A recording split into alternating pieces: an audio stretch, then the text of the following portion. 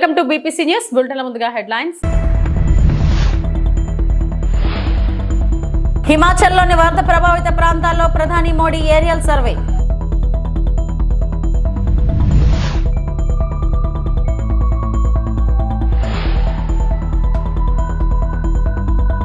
నేపాల్లో చిక్కుకున్న తెలుగు వారిని సురక్షితంగా తీసుకొస్తామన్న మంత్రి నారా లోకేష్.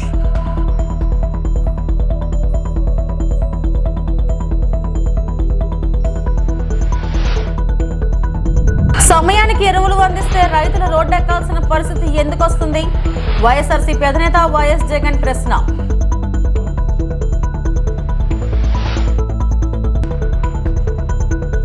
నేను లై డిటెక్టర్ టెస్టుకు సిద్ధం, రేవంత్ సిద్ధమా అని ప్రశ్నించిన కేటీఆర్.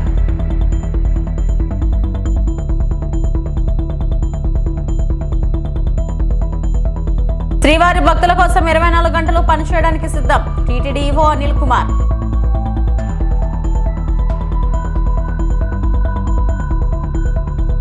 హిమాచల్ ప్రదేశ్ లోని వరద ప్రభావిత కొండ చర్యలు విరిగిపడి నష్టం వాటిల్లిన ప్రాంతాలను ప్రధాని మోడీ పరిశీలించారు. హెలికాప్టర్లో పర్యటిస్తూ ఏరియల్ సర్వే నిర్వహించారు.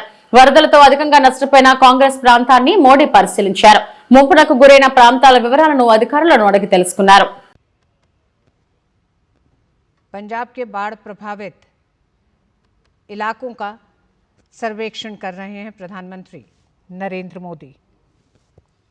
पंजाब से पहले प्रधानमंत्री नरेंद्र मोदी ने हिमाचल प्रदेश के बाढ़ प्रभावित इलाकों का दौरा किया.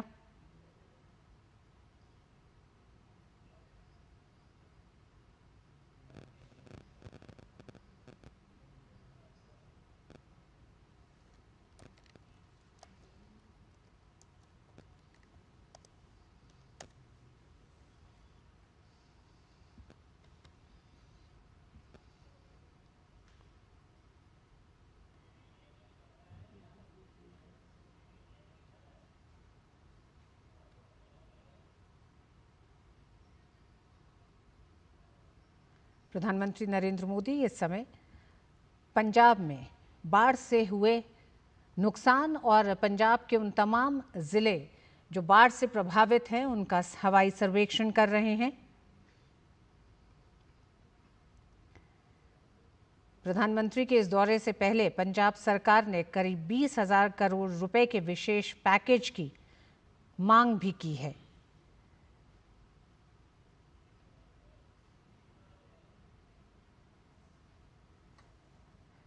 अभूतपूर्व बाढ़ से हुए नुकसान का निरीक्षण करने के लिए प्रधानमंत्री नरेंद्र मोदी इस समय पंजाब में हैं. पंजाब में बाढ़ प्रभावित इलाकों का हवाई सर्वेक्षण कर रहे हैं प्रधानमंत्री नरेंद्र मोदी.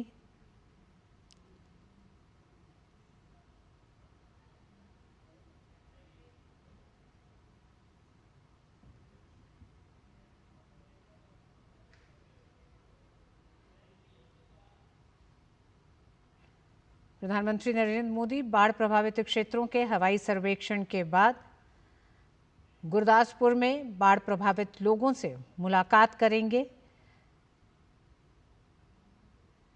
और उसके बाद एक समीक्षा बैठक में बाढ़ से हुए नुकसान की जानकारी लेंगे.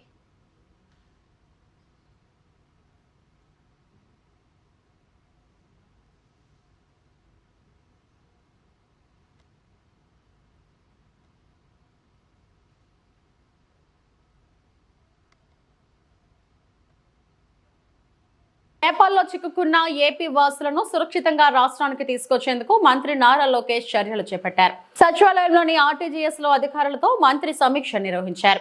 నేపాల్లో చిక్కుకున్న తెలుగు ప్రజల సమాచారాన్ని అధికారులు లోకేష్ కు వివరించారు. పలువురు బాధితులతో మంత్రి వీడియో కాల్లో మాట్లాడారు. Even the buses are coming out. Now we asked everyone. Sir, we don't know how they are coming out. Sir, now how many people have come in total? Sir, how many people are there with you? That total is 5.81. There are 81 people. Now, what is the status of water and food for 81 people? Sir, what is the status of water and Food? Mom, what is the status of water supply? Mom, our water supply is present. They are providing us with water. But what about food here? Sir, what is our food there? It has become difficult to find it there. We ate to some extent, but we will make space here. Okay. How far are you from the airport, Mom? How far are you from the airport, Mom? How far are you from Kathmandu Airport, Mom? Now the feedback is the following. Mom, please wait. Stay where you are. You have to stay there wherever you are. Amma will be in touch with you. We will coordinate. Give you feedback. I will reach out to you every hour. Amma will give you feedback. Nothing to worry about. I am in touch with the Ministry of External Affairs. The local airports are currently closed. Since the border crossings are closed, I do not have any mechanism to bring you back. But we are making appropriate arrangements on the Indian side. As soon as it opens up, we will take the responsibility of bringing you back. We should not worry. That is number one. Number Tahadeva, is there Amma? Nothing to worry. Amma. Second question, are you all from Visage? Sir is. Okay, 81 people, you will go to Visage. That's it. Kadama is. Okay, so you stay where you Amma. We will come back to you in our time. We will touch face with you. Thank you so much. Thank you, sir. Thank you, sir. I will be there. Jai Hind. Thank you, sir. Thank you. అత్యవసర పరిస్థితిలో పనిచేసే 108 వాహనాలను సైతం గత YCP ప్రభుత్వం పట్టించుకోలేదని మంత్రి నిమ్మల రామనాయుడు ధ్వజమెత్తారు. కూటమి ప్రభుత్వం వచ్చాక కొత్త 108 వాహనాలతో పాటు పాత వాటికి మరమ్మతులు చేస్తున్నట్లు వివరించారు.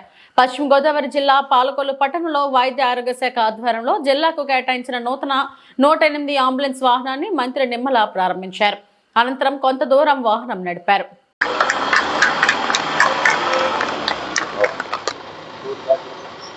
ఈ షెడ్ అది మార్చుకుని చేశారు.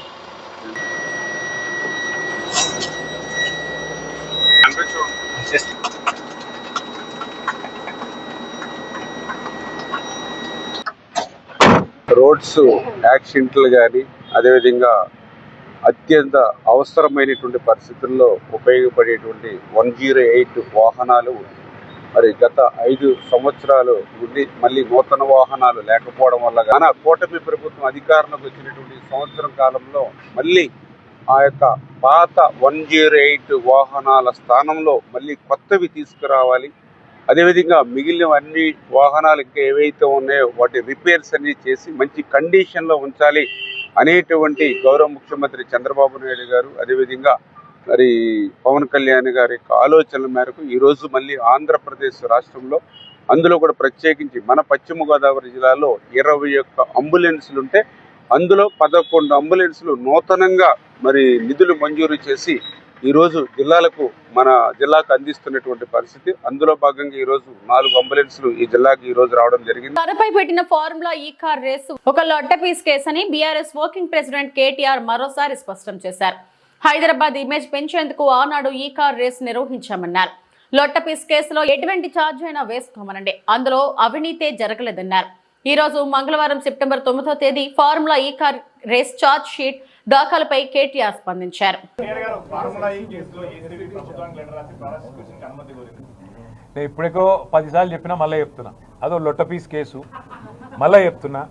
నేను ఇక్కడనే నిలుస్తుంటా, కావాలంటే రేవంత్ రెడ్డి వస్తాడా, ఏసీబీ డీజీ గారు వస్తారా, ఇట్లే లైవ్ కెమెరాలు ఇట్లే పెట్టుండ్రి, లై డిటెక్టర్ టెస్ట్ పెట్టుండ్రి, నేను ఇక్కడనే ఉంటా కదలా. లై డిటెక్టర్ టెస్ట్ పెట్టుండ్రి, దూద్ కా దూద్ పానీ కా పానీ. అరే నేను చెప్తూనే ఉన్నా, హైదరాబాద్ ప్రతిష్ట పెంచేదానికి తెలంగాణ ప్రతిష్ట పెంచేదానికి ఎస్ బరాబర్ ఆ రేస్ ఇక్కడ కొనసాగాలి. మొదటి సంవత్సరం బ్రహ్మాండంగా జరిగింది, ఇంకా 3 ఏళ్ళు ఇక్కడనే ఉండాలి. హైదరాబాద్లో మొబిలిటీ వ్యాలీ రావాలి, హైదరాబాద్లో పరిశ్రమలు రావాలి, మా పిల్లలకు ఉద్యోగాలు రావాలి. ఒక sunrise sector sustainable mobility అనేది, ఈవీస్ అనేది, ఎలక్ట్రిక్ వెహికల్స్ అనేది ఒక ఎదుగుతున్న రంగం. ఆ రంగంలో ప్రోత్సాహకాలు ఇచ్చి పరిశ్రమ ఇక్కడ వెల్లునుకోవాలంటే ఈ రేస్ను ఒక ఆకర్షణగా పెట్టి దాని చుట్టూ పరిశ్రమను విస్తరించేలాగా చేయాలనేది ఒక ఆలోచనతో మేము ప్రయత్నం చేసినాము. నేను స్పష్టంగా చెప్పాను, ఒక 45 కోట్లో 46 కోట్లో ప్రభుత్వం నుంచి కట్టాలని ఆదేశం ఇచ్చింది నేనే అని స్పష్టంగా చెప్పాను. ఆ 46 కోట్లు ప్రభుత్వం నుంచి ఇక్కడ నుంచి పోయినాయి, బ్యాంకు ద్వారానే పోయినాయి, అవతల వాళ్ళ దగ్గర ఉన్నాయి. రూపాయి ఎక్కడా తారుమారు కాలేదు. ఇక్కడ నుంచి పోయిన ప్రతి రూపాయికి అక్కడ లెక్క ఉంటే ఇక అవినీతి ఎక్కడిది, అవినీతిని నిరోధించడానికి అవినీతి నిరోధక శాఖ ఎక్కడిది, అందులో స్కామ్ ఎక్కడిది, మన్ ఎక్కడిది, మశానం ఎక్కడిది. అందుకే దీన్ని ఒక లొట్టపీస్ కేసు అని చెప్పినా, మళ్ళీ చెప్తా ఉన్నా, ఏమేస్తారో ఛార్జ్ షీట్లు, ప్రాసిక్యూషన్లు, జైళ్ళు వేసుకోండి. నేను లైవ్ టీవీల ముందు మళ్ళీ చెప్తున్నా, నాకు ఎంత దమ్ముంటే నేను చెప్పాలి, ఈ దేశంలో రాజకీయ నాయకుడు అని చెప్పినాడవే, నా మీద ఏమైనా కేసు పెడితే రారాబాయి చూసుకుందాం, పెట్టు, లై డిటెక్టర్ అన్నాడో రెండో ఇదివరకు. నేను చెప్తున్నా రా, నేను తప్పు చేయలే, నిజాయితీగా నేను ఈ రాష్ట్రానికి ప్రతిష్ట తెచ్చే ప్రయత్నం చేసిన. పెడతావా పెట్టు కేసు, ఏమయ్యేది నీ లొట్టపీస్ కేసుతోని? ఈ లొట్టపీస్ కేసుతోని, లొట్టపీస్ ముఖ్యమంత్రి గారితోని మాకేం ఫరక్ పడది. ఆయన ఏం చేసినా, ఎన్ని కథలు పడ్డా మేము ఇట్లనే పిల్లల తరపున కొట్లాడతాం, రైతుల తరపున కొట్లాడతాం, నువ్వు ఇచ్చిన హామీల కోసం, మహిళల కోసం కొట్లాడతాం. మేము మాత్రం కాంగ్రెస్ ప్రభుత్వాన్ని వదిలిపెట్టం కాక వదిలిపెట్టం. 6 గ్యారెంటీలు అమలయ్యేదాకా, నీ 420 హామీలు నెరవేర్చేదాకా నిలదూస్తూనే ఉంటాం. నిజాన్ని బయటికి లావు. ఏపీలో ఎరువులు దొరక్క రైతులు అవస్థలు పడుతుంటే మీకు పట్టుదా చంద్రబాబు అని ప్రశ్నించారు వైఎస్ఆర్సీపీ అధినేత వైఎస్ జగన్. సమయానికి ఎరువులు అందిస్తే రైతులు రోడ్డెక్కాల్సిన పరిస్థితి ఎందుకు వస్తుంది? సీఎం సొంత జిల్లా కుప్పంలో కూడా రైతులు అగచాట్లు పడుతున్నారు. దీనిపై చంద్రబాబు, మంత్రి అచ్చెన్నాయుడు సమాధానం చెప్పాలన్నారు. బ్లాక్ మార్కెట్ కు చంద్రబాబే భాగస్వామి అని చెప్పుకొచ్చారు. ఉంచాల్సిన విద్య, వైద్యం, వ్యవసాయం ఈరోజు ప్రైవేట్ వ్యక్తుల దోపిడీకి ఈరోజు మన కళ్ళ ఎదుటే గురవుతా ఉన్నాయి. ఇవన్నీ ఒక రాష్ట్ర ప్రభుత్వం కనీస బాధ్యతలు ఇవన్నీ. కానీ అన్ఫార్చునేట్గా కనీస బాధ్యతలు కూడా ఈరోజు రాష్ట్ర ప్రభుత్వంలో కనపడని పరిస్థితులు. అందుకని అడుగుతా ఉన్నాం, అసలు ఈ రాష్ట్రంలో పాలన అనేది సాగుతా ఉన్నది ప్రజల కోసం సాగుతా ఉందా, లేకపోతే దోపిడీదారుల కోసం ఈ పాలన సాగుతా ఉందా అన్నది నిజంగా అర్థం కాని విషయమే. ఒక క్వశ్చన్ మార్క్.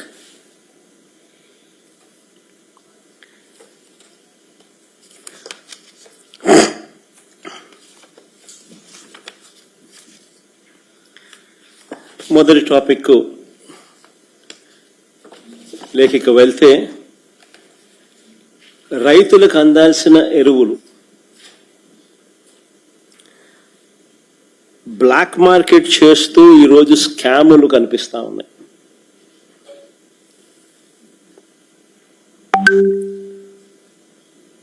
దాన్ని నిరసిస్తూ మా పార్టీకి సంబంధించిన నాయకులు, కార్యకర్తలు రైతులకు తోడుగా నిలబడుతూ రైతుల పక్షాన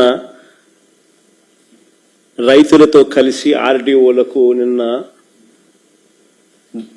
అర్జీ ఇచ్చే కార్యక్రమం చేశారు. ఆశ్చర్యం ఏమిటనంటే, రైతుల తరపున మేము చేసే ఈ కార్యక్రమం అడ్డుకుంటూ ఏకంగా పోలీసులు దీన్ని అనగదొక్కే కార్యక్రమం ఏ మాదిరిగా చేస్తారు అని చెప్పి చూస్తే, ఆ నోటీసులు ఒకసారి చూపించండి, ఒకసారి ప్లే చేయండి ఒకసారి.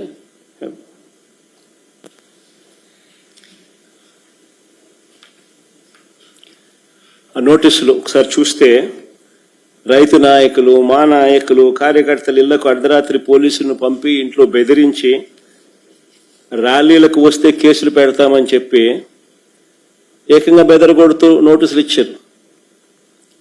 కాకాని గోవర్ధన్కి ఇచ్చిన నోటీస్ అది. ఇంకా ముందుకు అమ్మ, ఇది కురసాల కన్నబాబు అన్నకి ఇచ్చిన నోటీస్ అది. ఈ పక్క లేళ్ళ అప్పిరెడ్డికి ఇచ్చిన నోటీసు, అంబటి రాంబాబుకి ఇచ్చిన నోటీసు, ఇంకా ఆ పక్క అనంత వెంకటరామరెడ్డికి ఇచ్చిన నోటీసులు. రైతుల తరపున రైతులకు తోడుగా వైఎస్ఆర్ కాంగ్రెస్ పార్టీ నాయకుపోయినంటే ఎరువుల విషయంలో ఈ పరిస్థితి వచ్చి ఉండేది కాదు కదా.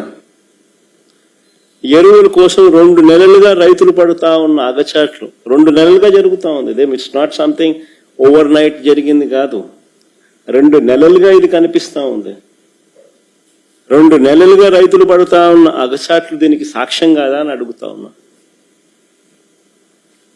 రాష్ట్రంలో వైసీపీ పార్టీ రైతులకు అందవలసిన ఎరువులు బ్లాక్ మార్కెట్ కు తరలిపోతున్నాయంటూ అన్నదాత పోరు పేరుతో నిరసనలు చేయడం హాస్యాస్పదంగా ఉందన్నారు. ఉమ్మడి పశ్చిమ గోదావరి జిల్లా డీసీఎంఎస్ చైర్మన్ చాగంటి మురళీకృష్ణ జిల్లాలో యూరియా కొరత లేదని, ఉమ్మడి పశ్చిమ గోదావరి జిల్లాలో 206 టన్నుల యూరియా నిల్వలు ఉన్నాయన్నారు.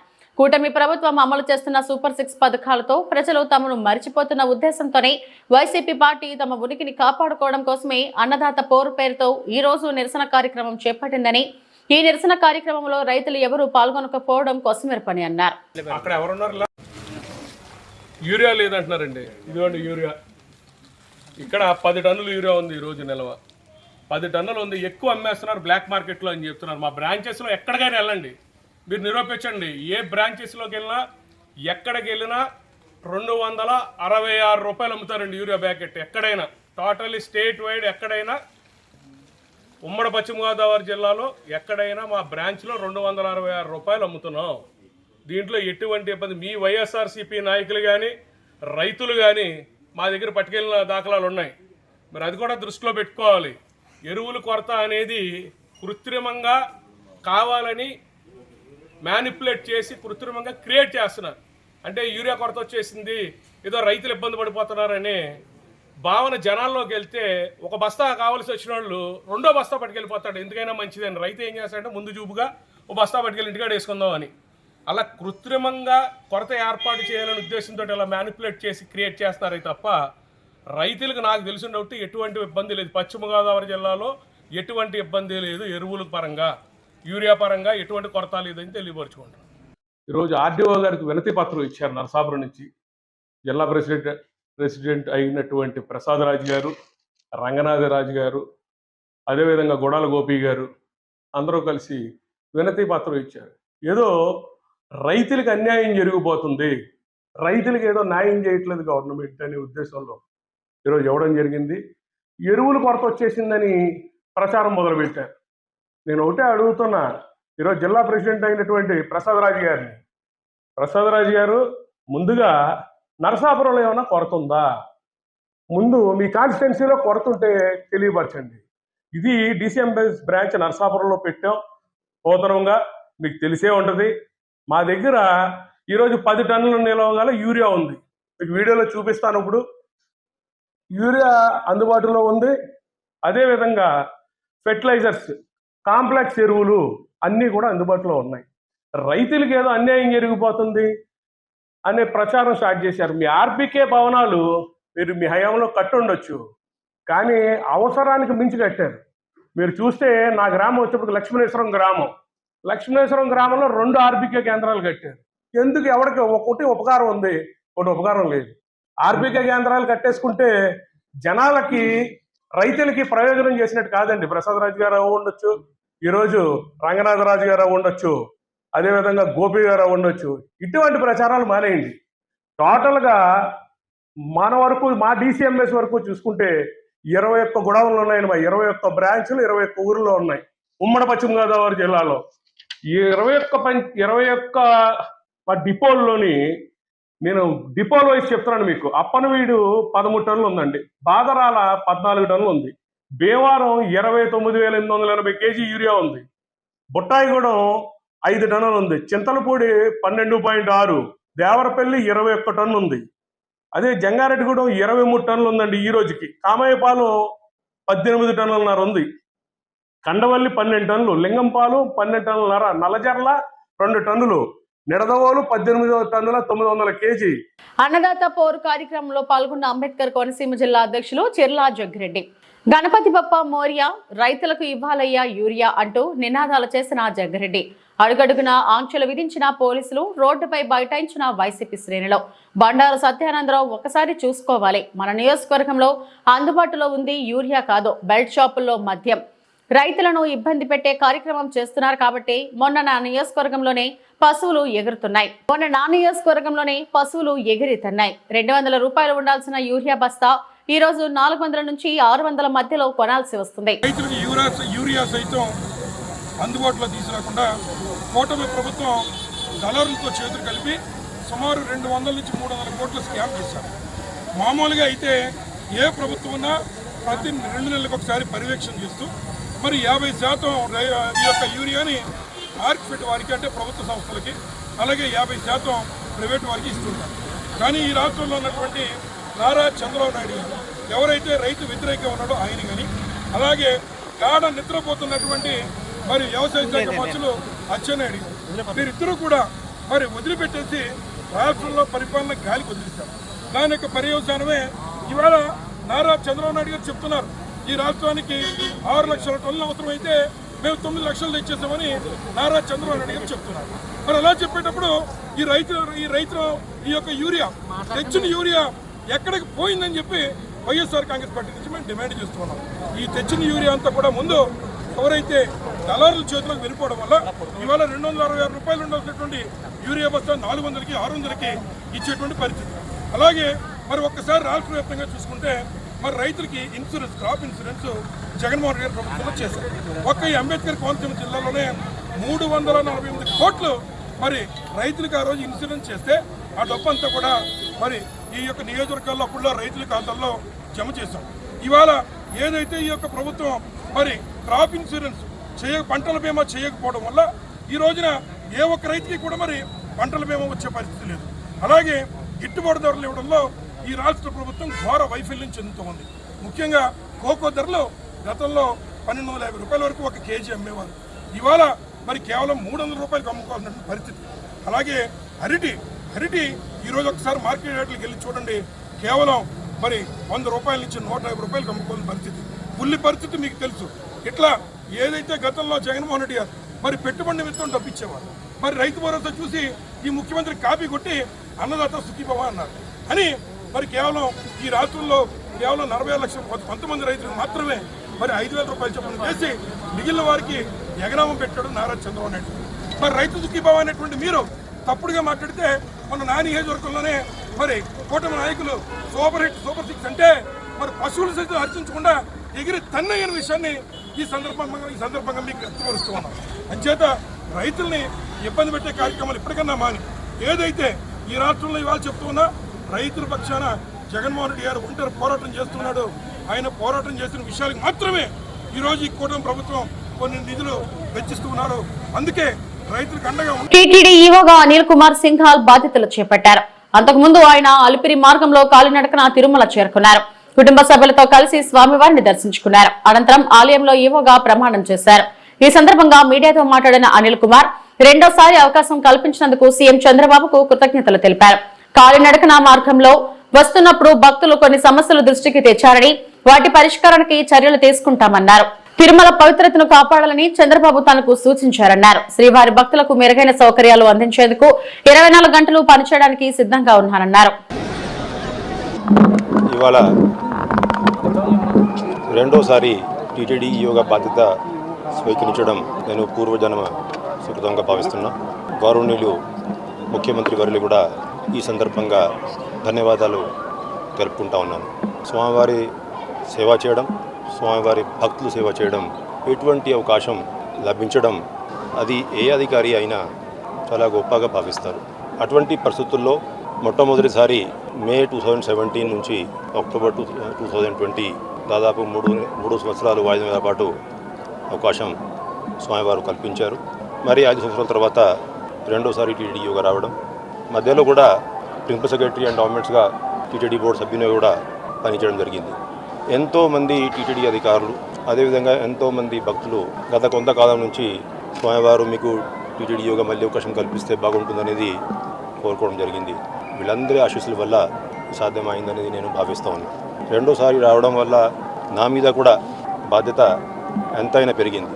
సంవత్సరాల నుంచి టీటీడీ భక్తుల కోసం ఎన్నో ఫెసిలిటీస్, సౌకర్యాలు ఏర్పాటు చేసుకోవడం, రకరకాల కార్యక్రమాలు తీసుకోవడం జరుగుతూ ఉంది. మనం ఎంత చేసినా మళ్ళీ స్కోప్ ఫర్ ఇంప్రూవ్మెంట్ ఉంటూనే ఉంటుంది. దాదాపు గత ఒక సంవత్సరం పై నుంచి ఉన్నటువంటి అధికారులు తిరుమల జయ గారి ద్వారంలో లడ్డూ ప్రసాదాలు క్వాలిటీ పెంచుకోవడం, అన్న ప్రసాదాలు క్వాలిటీ పెంచుకోవడం మనం అందరం చూసాం. ఇవాళ కూడా అలిపిరి మార్గం నుంచి వస్తూ ఉంటే చాలామంది భక్తులతో నేను ఇంటరాక్ట్ అయ్యేటప్పుడు అందరూ అన్నప్రసాదం అదేవిధంగా లడ్డు ప్రసాదం క్వాలిటీ మీద సంతృప్తి వ్యక్తం చేశారు. ఇంకా కొన్ని సలహాలు సూచనలు ఇచ్చారనుకోండి, అవన్నీ పరిగణలోకి తీసుకొని మిగతా వస్తున్నటువంటి ఫీడ్బ్యాకు, బ్యారియర్ కార్యక్రమము, IVRS సిస్టమ్స్ ఇవన్నీ వస్తున్నటువంటి ఫీడ్బ్యాక్ ఆధారంగా అధికారులందరితో కూడా సమావేశం ఏర్పాట్లు చేసుకొని బాగా ఆలోచించి అదేవిధంగా టీటీడీ బోర్డు ఇవన్నీ ఇష్యూస్ని కూడా బాగా లోతుగా పరిశీలించి నిర్ణయాలు ఎప్పటికెప్పుడు భక్తులకి ఇంకా మెరుగైన సేవలు అందించే దిశలో అని చేస్తామని చెప్పేసి ఈ సందర్భంగా హామీ ఇస్తూ ఉన్నాం. నిన్న గౌరవనీయులు ముఖ్యమంత్రి గారిని కూడా కలవడం జరిగింది. కొన్ని సలహాలు సూచనలు దిశానిర్దేశం చేశారు. ప్రత్యేకంగా మనం స్వామివారి దేవాలయం ఇక్కడ పవిత్రతని కాపాడుకుంటూనే భక్తుల కోసం ఇంకా ఏ విధంగా మనం టెక్నాలజీని ఉపయోగించి కానీ వేరే విధంగా కానీ ఏ విధంగా సామాన్య భక్తులకి న్యాయం చేయగలుగుతాము దాని మీద దృష్టి పెట్టాల్సిన అవసరం ఉందనేది తెలియచేశారు. అదేవిధంగా హిందూ ధర్మ ప్రచారం ఆ దిశలో కూడా టీటీడీ ఇంకా కృషి చేసుకోవాల్సిన అవసరం ఉందనేది కూడా గైడెన్స్ ఇచ్చారు. మిగతా రాష్ట్రాల్లో కూడా క్యాపిటల్ సిటీస్లో వీలైనంత వరకు అక్కడ ఉన్నటువంటి డోనర్ సహకారంతో వెంకటేశ్వర స్వామి వారి దేవాలయం నిర్మాణం చేసుకొని భక్తులు అందుబాటులో తీసుకువస్తే బాగుంటుంది. వెంకటేశ్వర స్వామి భక్తి తత్వంని మనం పెంచుకోవాల్సిన అవకాశం దొరుకుతుంది.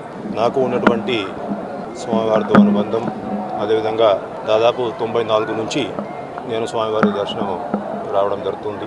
ఈవుగా లేనప్పుడు కూడా చాలాసార్లు స్వామివారు అవకాశం కల్పించారు. సామాన్య భక్తుడిగా కూడా వచ్చి క్యూ లైన్లో కూడా దర్శనం చేసుకునే అవకాశం లభించింది. అదేవిధంగా అంతకుముందు ఈవుగా లేనప్పుడు కూడా ఒకరోజు గరుడు సేవలో కూడా నేను పాల్గొనే అవకాశం లభించింది. అప్పుడు జరుగుతున్నటువంటి కార్యక్రమాలు వస్తున్నటువంటి భక్తుల సేవల కోసం సలహాలు సూచనలు ఇవ్వాల్సిందిగా స్వామివారి భక్తులు ఆంధ్ర రాష్ట్రమే కాకుండా దేశమంతా ఉన్నారు, ప్రపంచమంతా ఉన్నారు. వారందరూ కూడా మాకు సలహాలు సూచనలు ఇస్తే ఇంకా మెరుగైన సేవలు అందించే అవకాశం లభిస్తుందనేది నేను ఈ సందర్భంగా భావిస్తూ ఉన్నాను. రెండోసారి టీటీడీ ఈఓగా పనిచేసేటువంటి అవకాశం లభించడం తల్లిదండ్రులు పెద్దవాళ్ళ ఆశీస్సుల వల్ల సాధ్యమైందని నేను భావిస్తూ నాకు ఈ అవకాశం ఇచ్చినందుకు గౌరవ ముఖ్యమంత్రి వర్యులకి మరీ ఒకసారి ధన్యవాదాలు తెలుపుకుంటూ భక్తులు సౌకర్యాల కోసం వారికి సేవలు అందించడం కోసం 24 గంటల సేపు పనిచేయడానికి నేను సిద్ధము. బాగా కృషి చేసి వారికి మంచి సేవలు అందించాలనే ఉద్దేశంతో నేను పని చేసుకుంటానని చెప్పేసి ఈ సందర్భంగా హామీ ఇస్తూ ఓం నమో వెంకటేశ్వర. ఇవి ఇప్పటివరకు నా బులెటిన్ అప్డేట్స్. నమస్తే.